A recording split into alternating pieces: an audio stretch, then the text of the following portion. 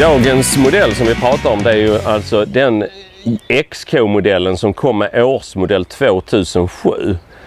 Jaguars interna modellkod, det är X150. Den används inte alls lika frekvent som till exempel XJ40 eller X300, men det är precis samma, att alla de här bilarna kallas internt för X150. Och den kom då som sagt var modellåret 2007. Många av de bilarna är ju registrerade och tillverkade redan på sommaren 2006. Så att det finns en stor begreppsförvirring där, men vi har valt att alltid använda årsmodell eller model year på Jaguar-språk. Och den kom redan våren 2006 faktiskt. Här har vi en typisk sådan bil, det är en 2007 års modell coupé, en så kallad vanlig bil. Den har alltså en vanlig XK, den är ingen XKR, det ser man ju på att den har inga gälar i huven. Däremot har den här fått en tillbehörsgrill någon gång genom åren som är en nätgrill, precis som på en XKR. Men annars har de normalt sett en ribba här på tvären, ungefär som på en E-Type, med ett Jaguar-märke på. De grundmodellen som fanns då, 2007, den hade 298 hästar och 4,2 liters motorn. Fantastiskt välutvecklad bil redan från början. Även en väldigt tidig bil är en underbar bil att köra idag med fullt tillräckligt stark motor och fantastiskt ljud. En riktigt trevlig växellåda och ett riktigt bra väguppträdande. Sen gjorde man då, parallellt tillverkade man ju XKR också med 4,2 liters motorn. Den har ju då kompressor, 416 hästar istället. Den har gälar här, lite större bromsar, ofta 20-tums hjul. Lite annan utrustning, men i grund och botten är det samma bil, bara helt enkelt snabbare. De tillverkade bilen mer eller mindre oförändrad 2007, 2008, 2009. En intressant sak om man vill kunna se skillnad på bilarna, det är ju att det är bara första årsmodellen som har en traditionell elantenn. 2008 och 2009 de har antennen inbyggd i bakrutan istället. Många tyckte att den här var fruktansvärt ful. Det åker upp en jättelång antenn ända upp hit när man startar radion på de här. Och många tyckte det kändes väldigt otidsenligt, så därför togs den bort väldigt fort. Men den är väldigt bra radiomottagning i alla fall med den här gammaldags antennen. 2009 då på våren kom 2010 års modell som den här är. Då hände det grejer. Man ser det enklaste sättet att se det utvändigt är på fronten. Så ser ni här att den här 2010 den har liksom några bullar här. Och den har några luftintag här. Och sen har alla bilarna ett sånt här galler. Och nu är detta en XKR, så den har även de här gälarna i huven. Då fick man 5 liters motor. Den normala motorn fick en rejält effektökning ända upp till 385 hästar. Så att en 5 liters som inte är XKR, den är nästan lika snabb som en 4,2 liters XKR. Sen fick ju då 5 liters motorn med kompressor, den fick ju 510 hästar som i denna bilen. Man fick också så att inuti bilen är den allra tydligaste skillnaden. Inredningen i sig själv är nästintill oförändrad. Men man fick den här rotary switchen som den kallas, eller där alltså från XF:en, där man inte väljer växlar med en spak utan med den här lilla runda ratten som hoppar upp när man startar bilen. Stora skillnader mekaniskt och då även på fronten, men i övrigt är designen i stort sett oförändrad. Sen kom då till årsmodell 2012 så kom den sista stora förändringen i X150s liv. Det är det vi kallar för faceliften. Tydligast så ser man skillnad på lyktorna. Här har vi lyktor som är lite flackare och de har såna här LED-listor runt om som ger ljuset. De här bullarna har blivit lite mindre framträdande. Och sen har vi då på att man har liksom vänt på steken vad det gäller de här gälarna. De går på längden istället. Annars är ju utseendet i stort sett oförändrat. Man ändrade inte på en vinnande formel. Det är små skillnader här, som att den har ja, att den inte är helt i krom den här listen, utan man har en tunn list längst ner istället. Sen kom det ett trevligt tillval då till facelift-modellerna. Det var att de fick backkamera som tillval. De här bilarna är väldigt eftertraktade och förhållandevis dyra, för många är ute efter just de sista årsmodellerna när de var som mest utvecklade, på grund av att de vill kanske inte ha en F-Type, för att XK är så pass mycket rymligare och är helt enkelt en bättre långfärdsvagn. Så därför är de sista årsmodellerna av XK, kanske särskilt XKR, väldigt eftertraktade och förhållandevis dyra i pris. Just detta är en årsmodell 2013 som vi precis har fått in med väldigt låga mil. Som ni ser är väldigt fin. Vi ser hur växlingen fungerar på en sån här nyare XK då, från och med 5 litern kom 2010. Så kommer den här pucken upp. Och i normalläget kör man bara i drive så här. Och då är den att köra som vilken automatlådebil som helst. Vill man sen köra lite sportigare kan man köra över den i sportläget, och trycker man ner pucken lite och så vrider man över dit. Och nu växlar den fortfarande helt automatiskt, men vill man sen vara ännu sportigare så kan man använda paddlarna och växla helt manuellt när den är i sportläget. Och här ser vi också att den här bilen har backkamera.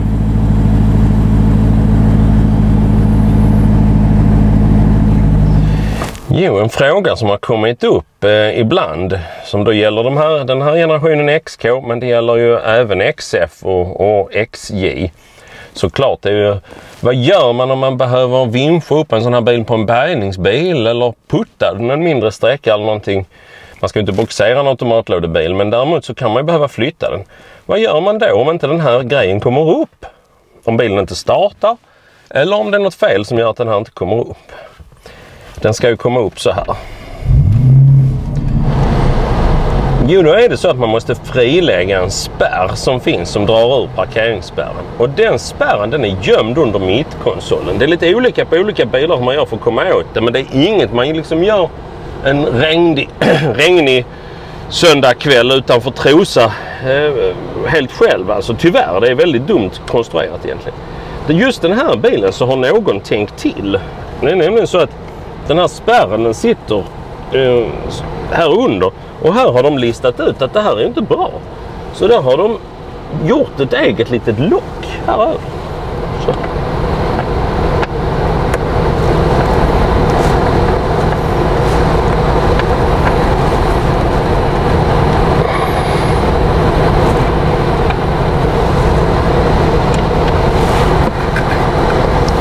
Så här under sitter då den här spärren som man ska dra i. Och det här är inte en Jaguar-lösning, det här hålet här, utan det här har de gjort själva. Tror jag i alla fall. Jag har aldrig sett det förut på någon annan bil. Men på de flesta Jaguar så måste man då plocka ur botten av hela den här, alltså hela den här insatsen i mittkonsolen måste plockas ut, och så kommer man åt det här snöret. Men här har man löst det på ett lite smidigare sätt. Så får vi tacka den italienska återförsäljaren som har varit lite förutseende. Med viss reservation för att det kan vara en riktigt sen modifiering som inte jag har sett tidigare. Kör vi en liten sväng. Vi börjar med att ta det lite lugnt. Vi lägger den i drive, normala läget. Tänk nu på att XKR-erna vid en första provtur så är det väldigt lätt att minsta lilla tryck på gaspedalen resulterar i ungefär det här. Det vill säga spinnande hjul och ett våldsam acceleration. Så om man ska köra en sån här bil mjukt så är det så att man får, alltså det är millimeterprecision som gäller i början på pedalvägen.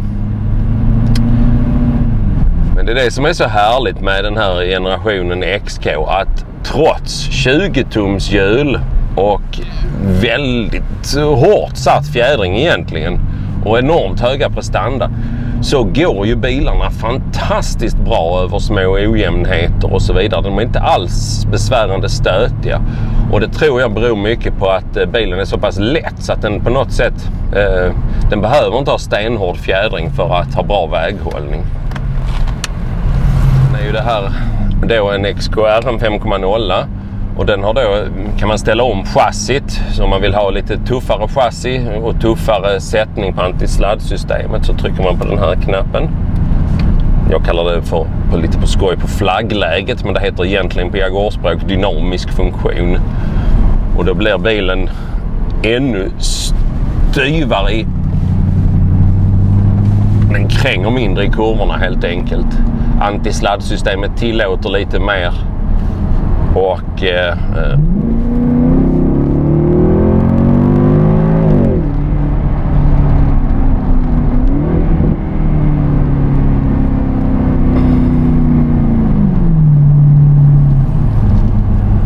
detta är givetvis en upplevelse som är något helt annat än någon av de mindre motorerna. De små motorerna går fantastiskt bra. Till och med den minsta motorn som fanns en kort period 2008-2009 på 3,5 liter och 258 hästar. Även den motorn ger ju en väldigt trevlig acceleration och en härlig motorgång. Men det är klart inte den här explosiva upplevelsen som hos en 510 hästars XKR. Det finns ju även riktiga värstingvarianter som heter XKR-S med 550 hästar och de är ju givetvis ännu mer explosiva och har aerodynamikhjälpmedel och så. Helt annan prislapp på dem också. De är väldigt eftertraktade i Jaguar-kretsar. Vi letade precis efter en sån bil i nästan 2 år till en kund innan vi till sist hittade rätt exemplar. Annars när man provkör vilken begagnad bil som helst såklart, men framförallt en så här komplicerad och ursprungligen dyr bil som en Jaguar XK, det är ju att kolla, fungerar verkligen allt? Fungerar AC:n? Nu idag är det 30 grader varmt ute och 28 faktiskt bara, och vi känner att AC:n är kall och behaglig. Ett vanligt fel är på de här faktiskt annars, det är just att AC-kondensorn får stryk för den sitter så lågt och är utsatt för stenskott och allting, så att det är ganska vanligt att AC:n har dålig funktion i de här bilarna, och det är nästan alltid på grund av att kondensorn helt enkelt har fått något stenskott. Man kollar att alla fönsterhissar, alla farthållare, allting fungerar, inga konstiga varningslampor, bromsar tar rakt och fint, inga vibrationer, utan att allting känns bra. De kan också vibrera, särskilt de icke överladdade maskinerna, de kan vibrera på vissa varvtal. Då är det oftast avgassystemet som helt enkelt behöver justeras lite, för det hamnar lite grann i spänn och då blir det lite osköna vibrationer någonstans runt 1600-1700 varv. Det finns till och med en liten Jaguar-fix där man satte dit en sån här ett stag för att staga upp avgassystemet helt enkelt.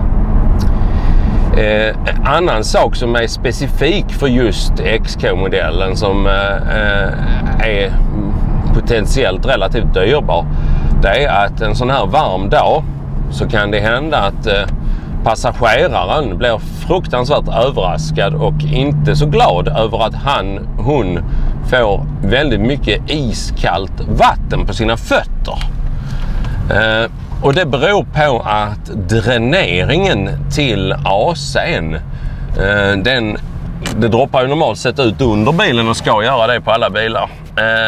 Men på de här bilarna så händer det att den slangen antingen korkar igen eller böjs till eller rent utav hoppar loss.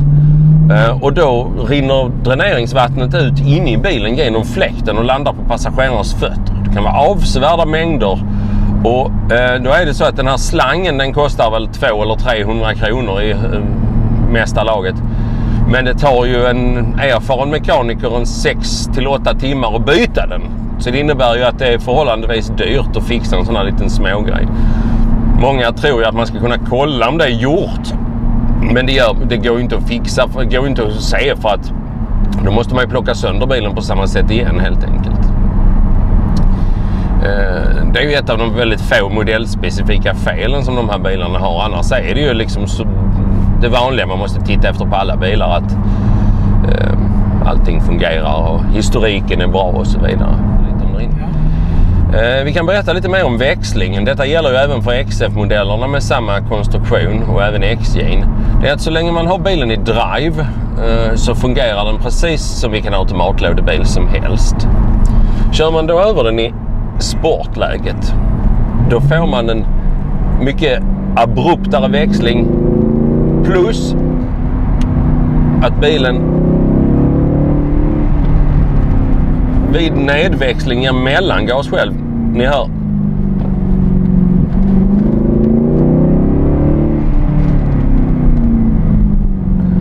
och då är det så att, men däremot börjar man sen använda paddlarna när man har den i läge sport, då blir bilen plötsligt helt manuell. Nu har vi växel 3, 2,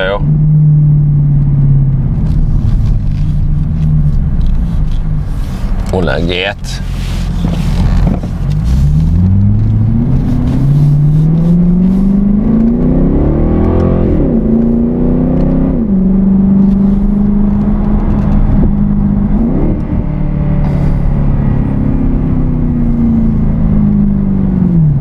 Vill man då bilen ska börja växla automatiskt igen, då vrider man bara tillbaka den till drive.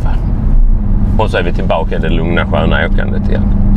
De flesta som har de här bilarna, de använder nog egentligen aldrig paddlarna utan ser det som en rolig grej bara egentligen. Man kan också ställa om, så på vissa tycker att det är irriterande att paddlarna fungerar i drive-läge, så då kan man programmera bort dem i det vanliga drive-läget. Här är de fortfarande inprogrammerade, märker jag, va? Men det kan nämligen vara så att man kan komma åt dem om man ska sätta på torkaren eller blinka eller någonting, så plötsligt så råkar man komma åt det där och så, ja. Så därför är det många som helst vill ha dem bortprogrammerade så att man är tvungen att gå över i sportläget. På cabbarna är det särskilt viktigt att man inte låter batteriet ladda ur. Det är av flera anledningar.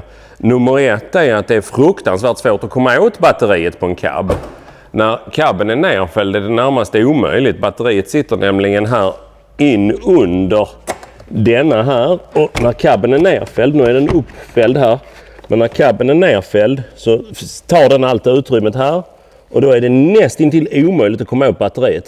Det är nog omöjligt, man måste fälla upp cabben för att komma åt batteriet. Så man tar bort den här rullgardinen här, och så får man ta bort den panelen där, och sen kan man komma åt batteriet när taket är uppe. Och det är ett himla jobb, man vill inte behöva komma åt det.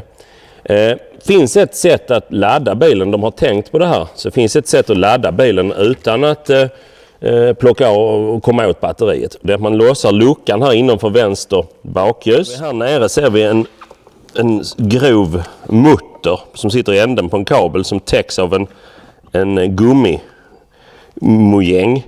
Och det är alltså en pluspol som är avsedd att ladda med. Då kan man sätta pluspolen från batteriladdaren där. Och sen så kan man sätta minuspolen till exempel i den här lilla pinbulten här på det här lilla relä som sitter här.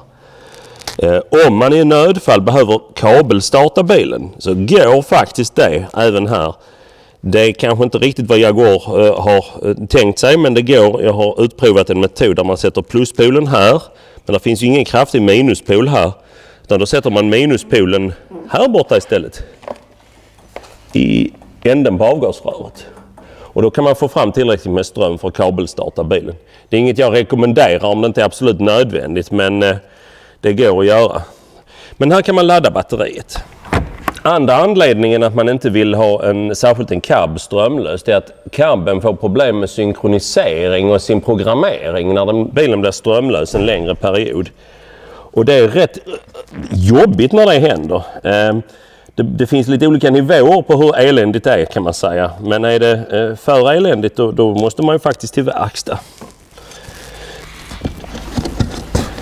Och jag ska visa lite annat med cabben här alldeles strax, vad man ska tänka på när det gäller den. Då är vi återigen där. När det gäller cabben, tänk på att den drar fruktansvärt mycket ström.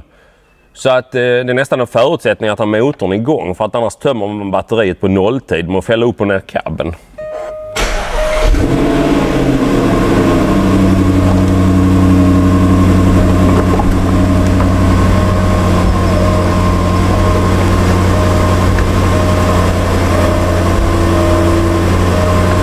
Om då Lennart kommer här så ska jag visa. För det är så många har haft problem med det att de har fått problem med cabben, och då har det visat sig att orsaken till problemet har varit att kunden har varit en väldigt noggrann herre, företrädesvis i Jaguar-klubben, som har tyckt att han ville tvätta här. Ni ser att till och med på denna fina bil är här lite smutsigt här. Och då har de lämnat cabben så här. Det är ju nämligen så att man måste hålla på knappen hela tiden för att cabben ska röra sig av säkerhetsskäl.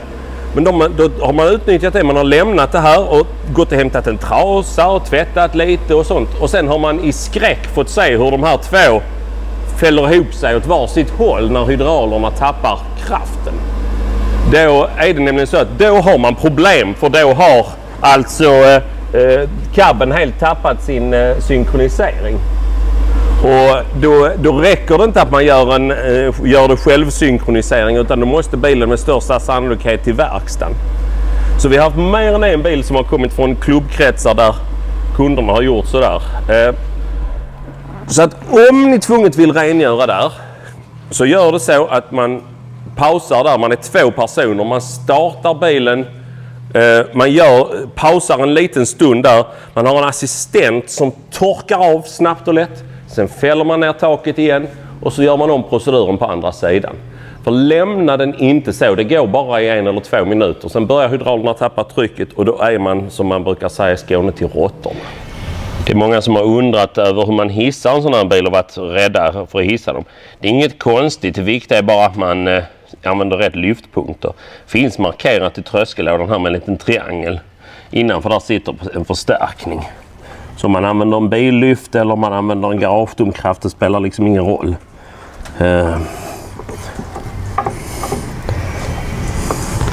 Så man ska bara se till att man hamnar precis mitt för den här lilla pilen.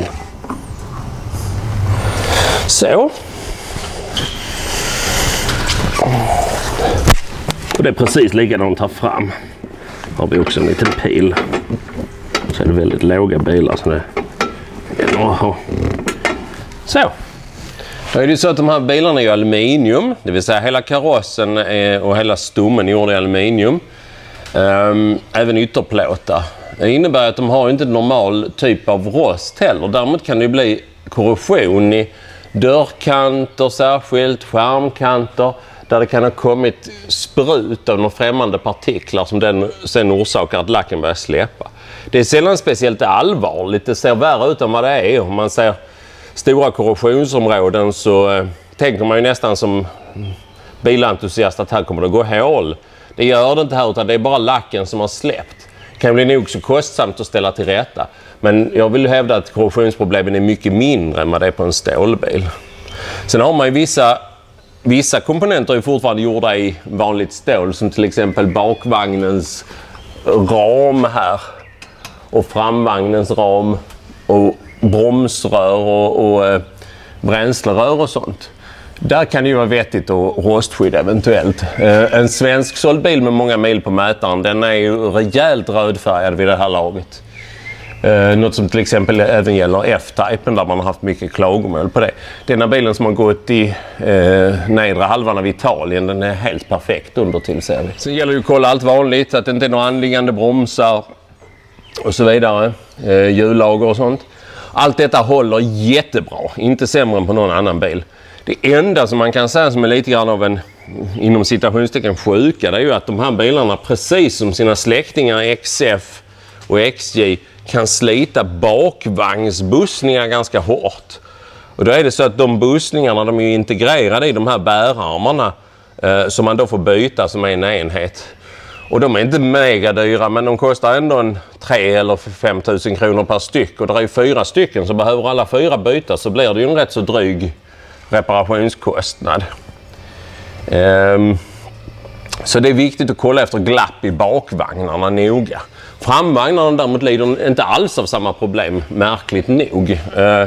Det är ju något av det bästa i framvagnsväg som finns på modernare bilar. Många av de här bilarna kan ha gått både 20 och 25 000 mil utan att behövt byta en enda del i framvagnen. Ser vi att det droppat ganska mycket vatten, och det är ju alltså kondensvatten från AC:n. Och det är ju helt normalt när det droppar ut här. Problemet som vi pratade om tidigare, det var ju att den här slangen inne i bilen kan gå av och då droppar det inte ut härifrån vid växellådan, utan då droppar det ut inne i bilen. Och den här slangen, man skulle kunna tro att det hade varit så smart att den hade mynnat här någonstans så man skulle komma åt att rengöra den underifrån. Men det gör den inte, utan den ligger ovanpå växellådan. Och det är faktiskt lättare att ta av hela instrumentbrädan än att ta av växellådan. Så därför så är det inifrån bilen man får åtgärda problemet. Annars är det ju så att när man är här under så ska man titta efter oljeläckage. Bakaxlarna kan ibland läcka lite olja. Sällan att det är så allvarligt att det direkt behöver åtgärdas. Denna ser ju väldigt torr och fin ut. Den är till och med så torr att den börjar bli lite ytrostig trots bilens liv i saltfri miljö. Motorerna kan läcka olja, men det är inte speciellt vanligt. Vanligare är faktiskt att växellådan har ett oljeläckage som kommer oftast ifrån kabelgenomföringen där elektronikkablarna går in. Det som man ska tänka också på det är att de här växellådorna, de kallas ju att de är sealed for life. Det betyder att Jaguar har inte satt någon underhållsintervall på dem. Väldigt svårt att säga, men nog är det så att växellådan mår bra av att man gör ett underhåll på den lite då och då. Men det är ingenting som man behöver tänka på alldeles för ofta. Någon sorts vag rekommendation från vår sida är kanske efter 12-15 000 mil att man börjar fundera på att göra en växellådsservice. Då byter man hela det här oljetråget som faktiskt är i plast och med integrerat filter, och så häller man ny korrekt olja. Och det är inte speciellt dyrt heller. Det kostar, jag tror, 5-6 000 kronor inklusive moms och arbete. Motorn sitter under det här plastskynket här. Så vi ser inte så mycket av den just nu. Tidiga 5-liters motorer hade ett väldigt mystiskt fel där de kunde läcka ganska kraftigt med olja i bakkant. Det visade sig faktiskt bero på en spricka i motorblocket. Det roliga är att Jaguars lösning på problemet är att man tar av växellådan och sen sätter man faktiskt en sorts plastic padding över sprickan på motorblocket. Och det blir faktiskt jättebra. Man ska komma ihåg att sprickan sitter på tryck. Inte på trycksidan utan på retursidan där oljan går tillbaka.